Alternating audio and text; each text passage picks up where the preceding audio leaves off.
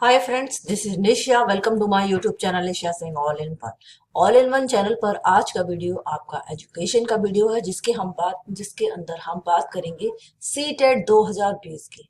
जी हाँ फ्रेंड्स, जैसा कि आप जानते होंगे, अगर नहीं जानते हैं तो आपको ये न्यूज़ देने का टाइम आ चुका है कि आपके एग्जाम का डेट आ गया है 31 जनवरी 2021। आपका एग्जाम डेट है और दिन है आपका संडे, यानी कि संडे को ही होगा आपका एग्जाम। अब बात आती है कि ऐसा क्या प्रिपरेशन करें हम अपने 84-83 स्टेज में, अराउंड में अगर हम बात करें तो 80 डेज में, कि हम एग्जाम क्वालिफाई कर पाए। तो मैंने एक स्ट्रेटेजी तैयार की है, अगर आपको समझ आती है तो आप भी उसे फॉलो करिए और एग्जाम को इजीली क्रैक कर सकते हैं। फर्स्ट तो आता है हमारा प्राइमरी लेवल। जैसा कि आप जानते हैं, ये फर्स्ट और फिफ्थ के लिए होता है। तो इस प्राइमरी लेवल में आपके 5 सब्जेक्ट आते हैं, 150 मार्क्स का ये पेपर आता है। तो इसमें अगर आपको अच्छे मार्क्स गेन करने हैं तो सबसे पहले आपको करने हैं ओल्ड पेपर्स। जी हाँ फ्रेंड्स, ओल्ड पेपर्स जो 2011 से 2019 तक जितने भी एग्जाम कंप्लीट हो चुके हैं सी टेट के, आप उन सारे ओल्ड पेपर्स को कर लीजिए। इसके बाद बात आती है एनसीईआरटी बुक। क्या एनसीईआरटी बुक पढ़े? तो एनसीईआरटी बुक में आप ईबीएस के लिए थर्ड टू फिफ्थ का बुक पढ़ ले, आप मैथ्स के लिए थर्ड टू एट्थ का एनसीईआरटी प्रैक्टिस कर लें।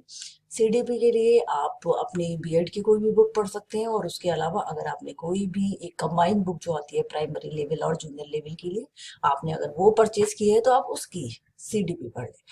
इसमें आपको एक चीज़ और ध्यान रखनी है, आपको थ्योरी सारी कंप्लीट करनी है, तो इसलिए आप अपनी बीएड वाली बुक से पढ़ सकते हैं।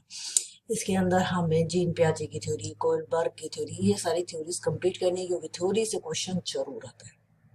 इसके बाद बात आती है हिंदी और इंग्लिश, दो लैंग्वेज की। आप दो लैंग्वेज लेते हैं तो इसमें आती है हमारी लैंग्वेज 1 और लैंग्वेज 2। तो जिस जैसे भी आपने सेलेक्ट की होगी, आप उसके अकॉर्डिंग पेपर सॉल्व करेंगे। इसमें आपका आता है अनसेन पैसेज, जो आप ओल्ड पेपर से प्रैक्टिस करके सीख सकते हैं। उसके अलावा आप कोई प्रैक्टिस सेट लेकर सीख सकते हैं। और अगर हम बात करें ग्रामर की, तो ग्रामर के लिए आप जूनियर और प्राइमरी के लिए एक ही चीज़ें पढ़ सकते हैं, क्योंकि ये कॉन्सेप्ट होता है और आपको पता है noun, pronoun, adjective, part of speech, ये सारी चीज़ें हैं। तो अगर आप उनको पढ़ेंगे तो ये दोनों में ही काम करेंगे। इसके अलावा अगर हम बात करते हैं तो इसमें आती है पेडागोजी। जैसे आपके 15 क्वेश्चन आ जाएंगे ईबीएस के और 15 क्वेश्चन आएंगे आपके पेडागोजी के, यानी कि ईबीएस के टीचर में क्या होना चाहिए। तो उसके लिए आप ओल्ड पेपर्स जो करते हैं उससे आपकी प्रैक्टिस हो जाती है, थोड़ा बहुत चेंज करके आपको क्वेश्चन वही मिल जाते हैं। और उसके अलावा आपने जो बुक परचेज की होती है, आपको उसमें सेपरेट पेडागोजी मिलती है, आप उसको भी पढ़ सकते हैं, उसके भी क्वेश्चन आंसर प्रैक्टिस कर सकते हैं। आपने जो प्रैक्टिस सेट लिया हुआ है, आप उससे प्रैक्टिस कर सकते हैं, तो आपकी अच्छी प्रैक्टिस हो जाएगी। इस तरीके से आप पूरा प्राइमरी लेवल के लिए तैयारी कर सकते हैं।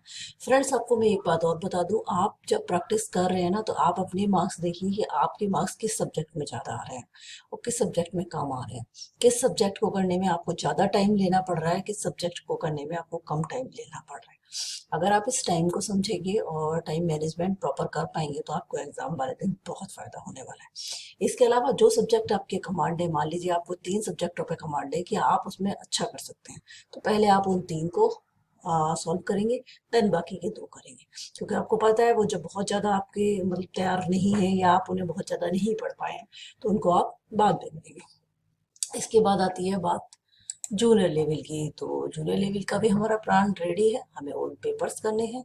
एनसीईआरटी बुक की अगर हम बात करें तो साइंस की हमें 6 to 8 तो पढ़नी ही पढ़नी है एनसीईआरटी, और अगर हम 9th-10th की पढ़ सकते हैं तो बहुत ही अच्छा है। इसके बाद मैथ्स की अगर हम बात करें तो हमें 3rd to 10th मैथ्स आना चाहिए। अगर हम 10th तक का मैथ नहीं करते तो हमारे कई सारे क्वेश्चन थोड़े डाउटफुल रह जाते हैं, क्योंकि 8 तक का थोड़ा सफिशिएंट नहीं होता है। 8 तक तो कंप्लीट करना ही करना है। इसके बाद बात आती है आपकी सीडीपीए की। सीडीपी की जो आपकी पता है कि आपके पास कोई बुक है, आप उससे पढ़ लेंगे, आप अपनी बीएड की बुक से पढ़ लेंगे। इसके बाद है हमारा हिंदी इंग्लिश, जो हमारा अनसेन पैसेज है वो हम ओल्ड पेपर से प्रैक्टिस करके सीख लेंगे। उसके अलावा जो हमारा ग्रामर पोर्शन है, वो हम सारे टॉपिक्स कंप्लीट कर लेंगे एक बार, क्योंकि अगर कहीं से कुछ भी आता है तो उसे हम इजीली कर पाए। तो ये था मेरा आपका प्लान, जो आपको सी टेट के लिए फॉलो करना है। फ्रेंड्स 2020 में सीटेट नहीं हो पाया है, 2020 का ही सीटेट जो है वो 21 में जाकर हो रहा है। साल में 2 बार होना चाहिए, 2 बार नहीं हो पाया इस बार कोविड-19 के चक्कर में। जैसा कि कोविड-19 से आपको सोशल डिस्टेंसिंग का ध्यान रखना है, इसी को देखते हुए आपके सेंटर्स भी बढ़ा दिए गए हैं। और अगर कोई अपने उस सेंटर से कहीं दूर चला गया है तो वो अपने उस सेंटर को चेंज भी कर सकता है। जो हमने एग्ज़ाम के लिए भर दिया था और हम किसी भी कारणवश वहाँ नहीं हैं तो हम अपने एग्ज़ाम सेंटर को चेंज कर सकते हैं अपनी साइट पर जाकर, जो आपको पता है CTET.nic.in पर जाकर उसे चेंज कर सकते हैं।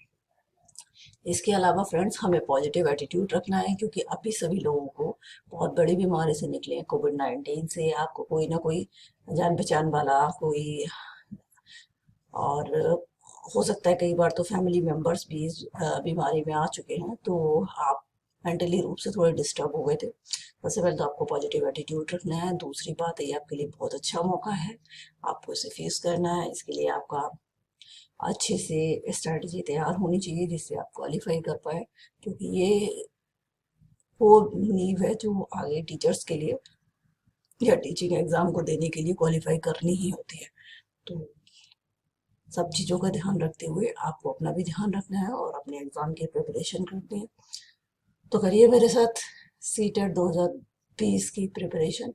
मिलते हैं अपने नेक्स्ट वीडियो में। फ्रेंड्स, अगर आपको वीडियो पसंद आता है तो आप इसे लाइक, सब्सक्राइब और शेयर करिए। मिलते हैं अपने नेक्स्ट वीडियो में। Bye friends.